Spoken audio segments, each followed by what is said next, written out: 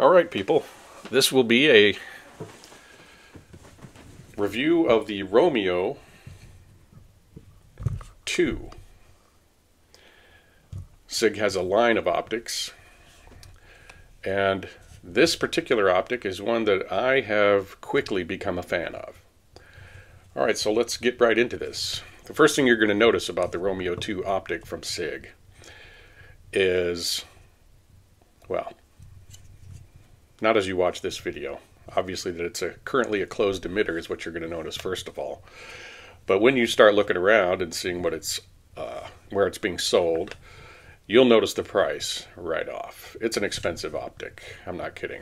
You can find other optics such as optics from Holosun for 2/3 the price. You could get an RMR for 2/3 the price.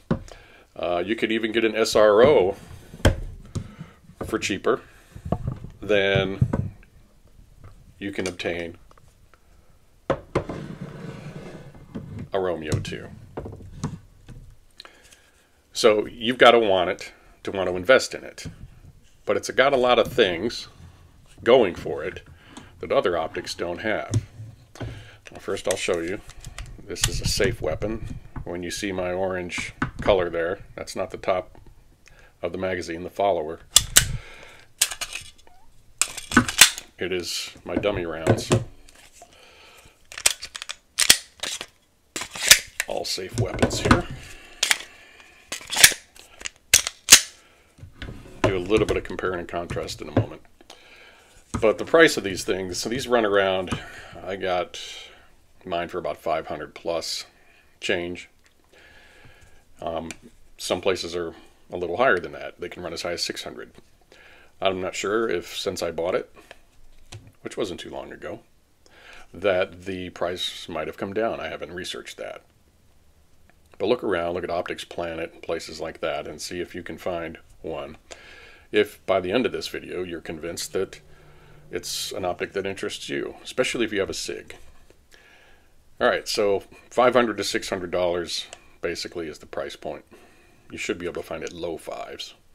But that's as much as a pistol in many instances, and like I said, you can find other enclosed emitters that are enclosed emitters proper for 2/3 the price. Alright, so what else about this optic do I want to talk about first? Well, the thing about this optic that makes it different from a lot of optics out there is its versatility. This optic comes in various, I don't know, form factors. Let me show you from the Sig box here what I'm talking about. It comes more or less like a Holosun or the RMR, an open top emitter, leaving it subject to all of the elements. You're probably familiar with the distinction. It comes that way. It doesn't come with this full shroud on it. You have to mount that on there yourself. It's very easy to do so, but it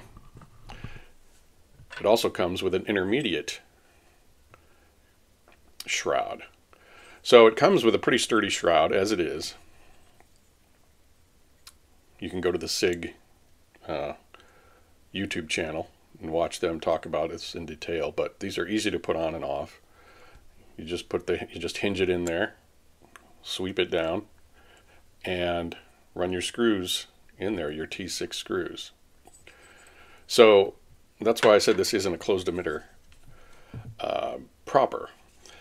It's set up by Sig to be an ordinary shroud, an intermediate shroud, which gives it a lot more protection, front and back, around and atop the initial shroud. And then there's this one. This is the enclosed emitter shroud. So you hinge it in, put it down, run your T6 screws in there,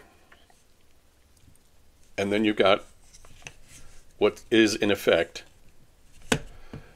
a enclosed emitter. that's one of the things that sets this optic apart from anything else out there. Versatility, options. And another thing, it's obviously whether you're using the intermediate shroud or the full shroud, is durability. This is extremely solid, this setup. I'm very impressed with it. I plan to put it through its paces to better gauge its durability, but I'm highly confident in the way this was engineered, that this is extremely solid. I also happen to use that as a nice convenient place to rack it in an emergency reload, what have you. So it's got the standard RDO setup with the regular shroud.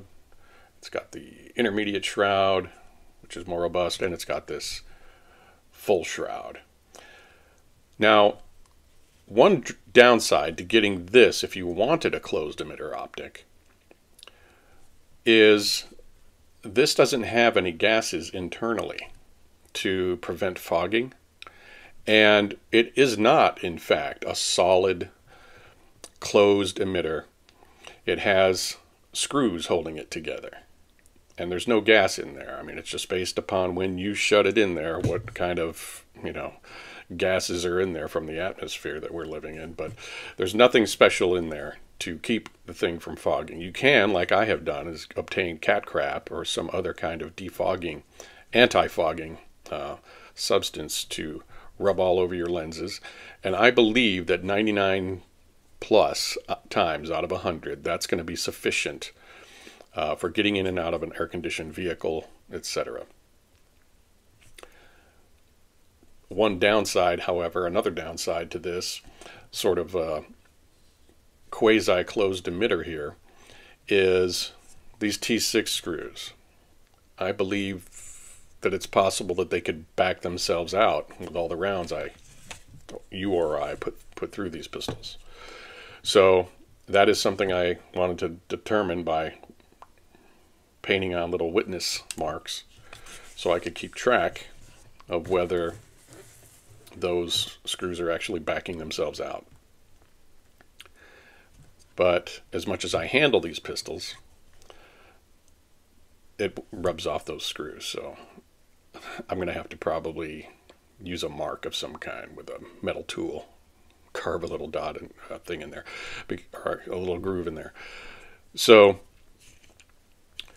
that's not really a downside. I don't know it's a downside until I've proven it's a downside. It's just something I have to watch out for. But other than that, it's extremely sturdy. I competed with this platform. This particular optic did well. And done some training with it. And I'm looking forward to doing more. I have not had this on this pistol for protection details. I did use this pistol once upon a time with the RMR on it for protection details, but this is a latecomer, and I have not yet used this on duty. All right, what else do we want to talk about here? An advantage you have to the Romeo 2 over against other closed emitter optics, like the Aimpoint Acro 2, P2, or one of the Holosun options, is that because this large shroud is removable, you attach this optic right into the slide. With the other enclosed emitters, you've got no access to the inside, so you can't drive screws down. So you have to buy a special plate that allows the optic to grab it from the outside on both sides. I think this, I'm sure those are sturdy and fine, but I just feel more confident with one that you can screw right down into the slide. Now, let's take a look at the manual here, because it tells us that which slides it'll attach to. Let's see here. I'll just hold this like this so you can pause it. Now, can be directly mounted to any Sig Sauer optics ready pistol with the Pro or R2 slide cut, as well as to many other pistols on the market using adapter plates, or to any mill standard 1913 rail using available accessory mounts. So that's basically, if you have a Sig with one of those two types of slides, this is a LE Pro edition. You can see my review on that on my channel. And it just pops right down here. You don't need an adapter plate. There's no plate here.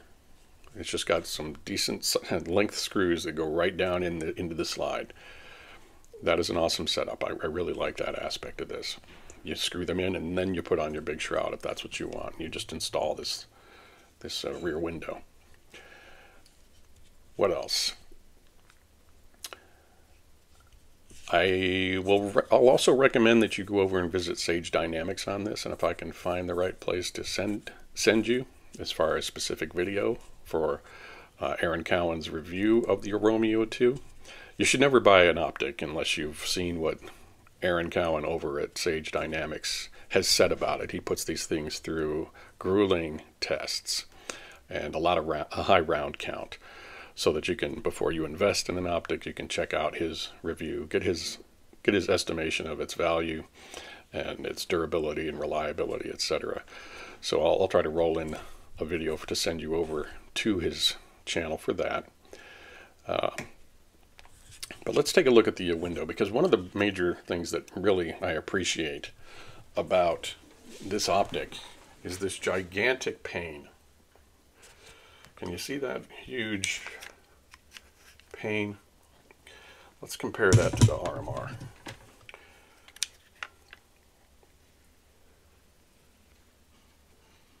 There's a big difference in the amount of window that you have compared to most of your other offerings out there. Obviously these are open emitter optics, but it's even more true of the other closed emitter optics. The SRO is probably the closest. I don't have a Delta Point Pro on hand to compare this guy to, but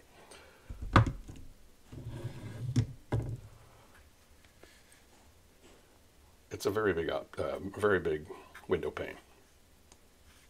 It's huge. When you bring it up to your eyes, it really makes it easier on the shooter.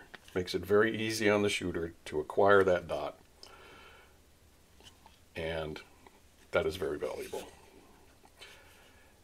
If you were to compare it to the Aimpoint Acro,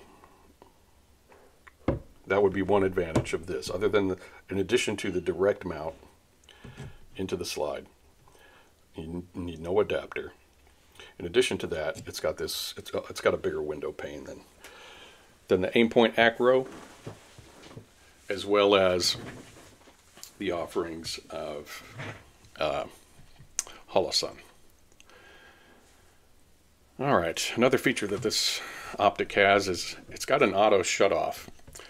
It's got an ability to shut itself off if you have a holster with a magnet in it. Some Safariland duty holsters have magnets at the front, and it'll turn off the optic just by putting it in the holster.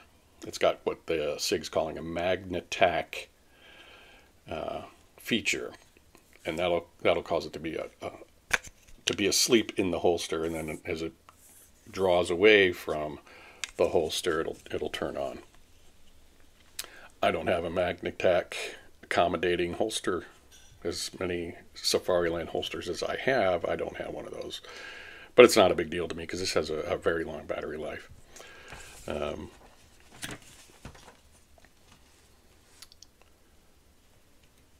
right.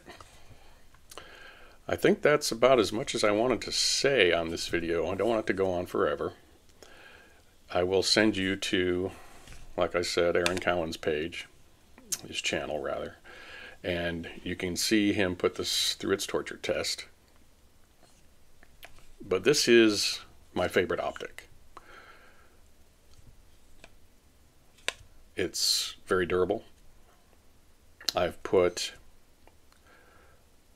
with this optic on over, I'd say in the neighborhood of 1,000 rounds underneath or on top with this platform, with this setup. And I've had no issues. And I find that it's easy at least as to acquire the dot as my SRO, and then some. It's at least as good as the SRO, and it's a little better. There is more window pane to deal with. When you're a little bit off center as you present, it's very forgiving. Oh, I guess one more feature I could mention here, other than these big generous buttons here that are recessed. I have two things to mention actually. Here is the way you activate or you release the battery tray. This is a side load battery tray, which means it's very easy to change the battery. You don't have to, like the RMR, remove it, take a battery off, remount it, re-zero, and then you're back in business. You just push this button in here firmly. It's recessed. It won't be triggered accidentally. So firmly with an object, pop that open, take the battery out, change it. You never have to re-zero anything.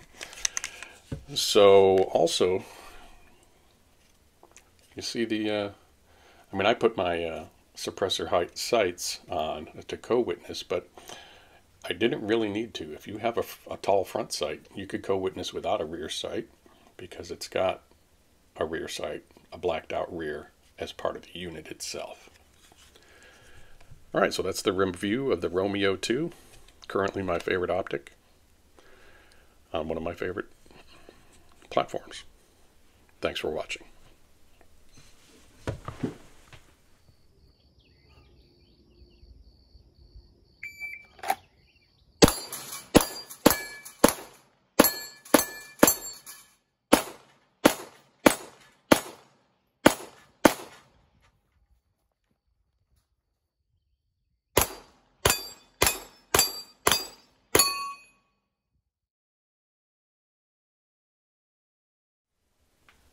I am going to attach to this video an article that I highly recommend you read.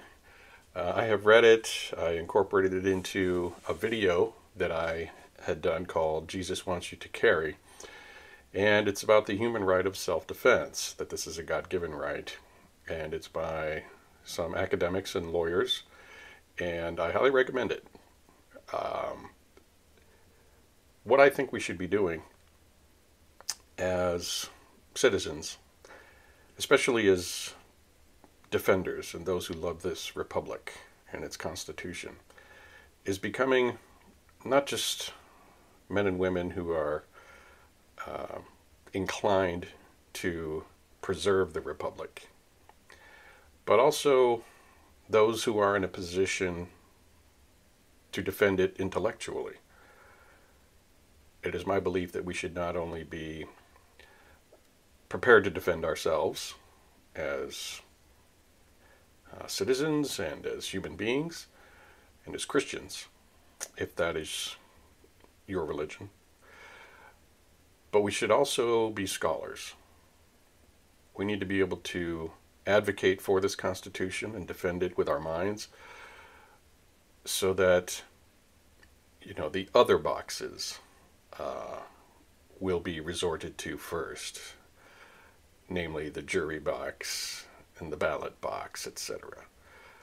So if we're going to win over our fellow citizens to the Constitution, as it was given to us by our forefathers, then we need to be able to first understand it and then be able to articulate it and defend it with our minds and our mouths. And so I think that when the opportunity arises, I'm going to be rolling into these videos either recommendations or links to things to help us to do that.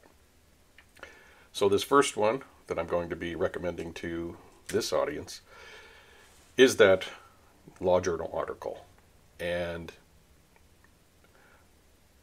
I'll say this as well. It's not everyone's bent to read this kind of article. I understand that. But do it anyway.